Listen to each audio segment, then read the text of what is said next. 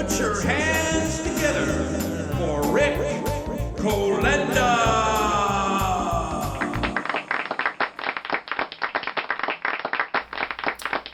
Hello there. Welcome to Self-Quarantine Time with Rick. We are on episode 6.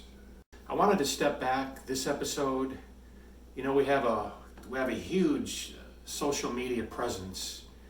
You know, we're on YouTube, Facebook, Twitter, we're on Snapchat, Instapot, we're on all that shit. So this episode's going to be dedicated to you. We're going to take your questions and we're going to provide some valuable information. We have Hoodie Rick. Hey everybody. And of course Young Vibe Rick. Whatever. Yo. We've got them as well. So the questions can be to them too. We're all here together. We're all here for you. So with that in mind, let's get started. Cheers to you. I'm glad you're here.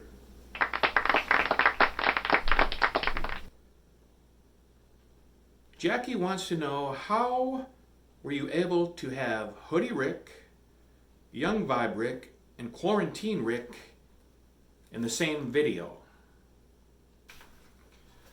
Well, thank you, Jacqueline, for the question. When it comes to my friends, Hoodie Rick, Young Vibe Rick, they're always there when I need them. Cuban? No, Dutch Irish. My father was from Wales. I mean, I can just bring them in anytime, bring them out anytime. How's everybody? What's up, dog? I can just get crazy.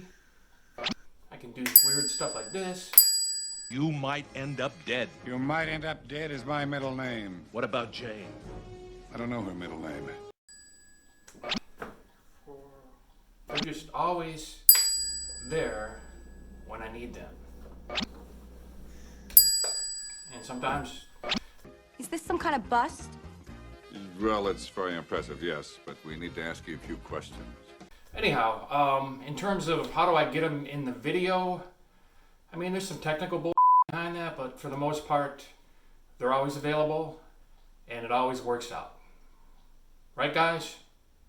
Have you tried sexy lingerie? Some lacy underwear? A black teddy? I've tried wearing them all. They don't work. Oh. What the hell's going on? What are we doing tomorrow, man? Any plans? Thank you, Janice. Appreciate the question. Hi, I'm Karen.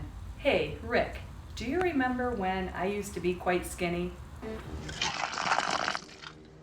Why is it, now that I'm going through menopause, I can't seem to lose weight?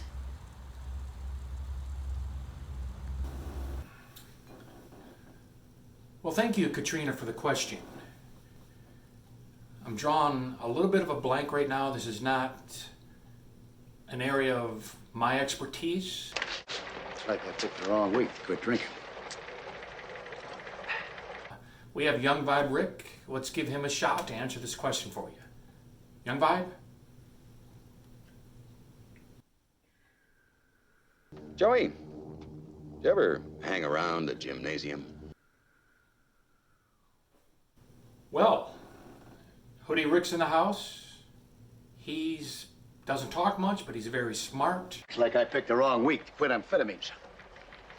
Hoodie? You like movies about gladiators? Well, we've been stumped. I'll tell you what we're gonna do. I've got the question here. I'm gonna table it. I've put it right here on the table. We're gonna have somebody do a little research.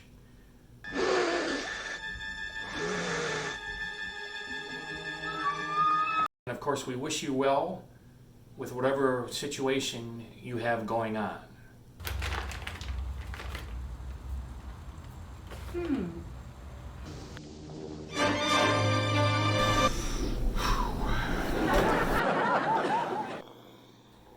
Okay, this question is from Jeff.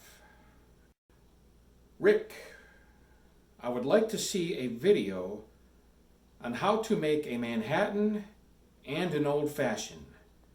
Ingredients and steps. Well, thank you, Jeremy, for the question.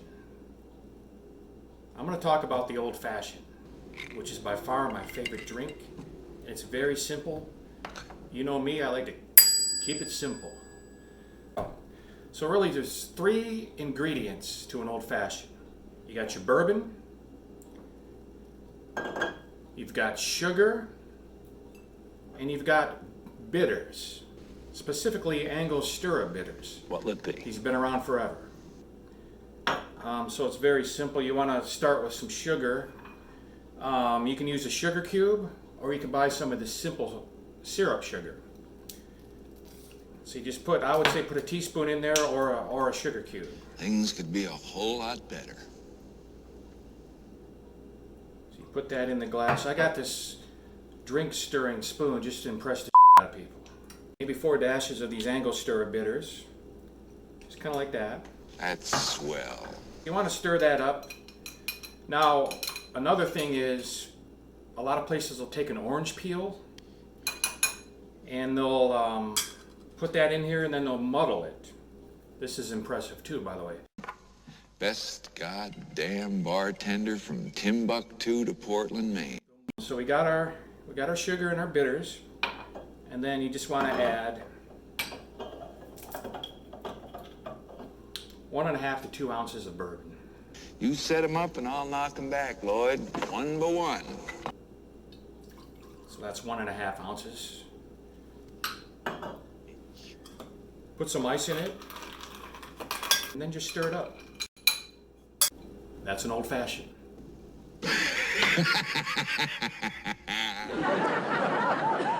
This question is from Deanna. The question is, Rick, I love your decor. Do you provide virtual design services?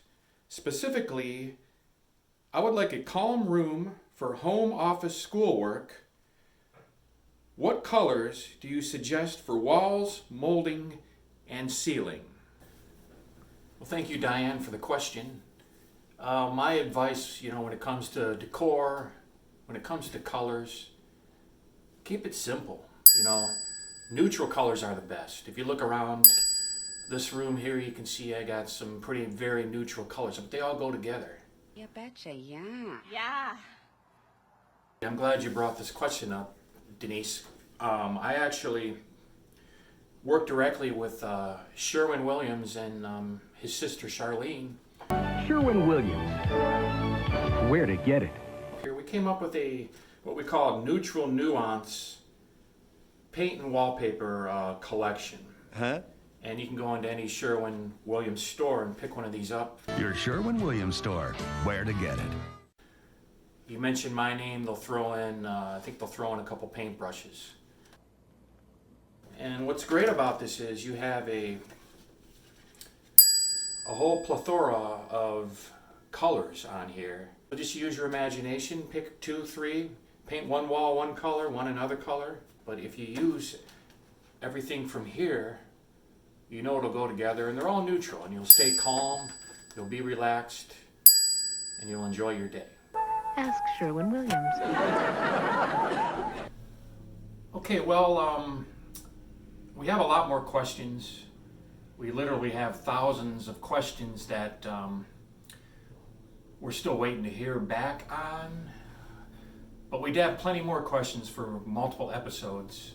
But I want to keep these episodes kind of short. I don't want them too long because, in today's world, we all have pretty short attention spans. So,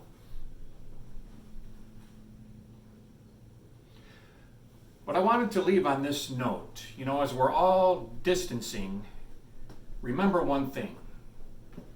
You cannot distance yourself from yourself. Write that down.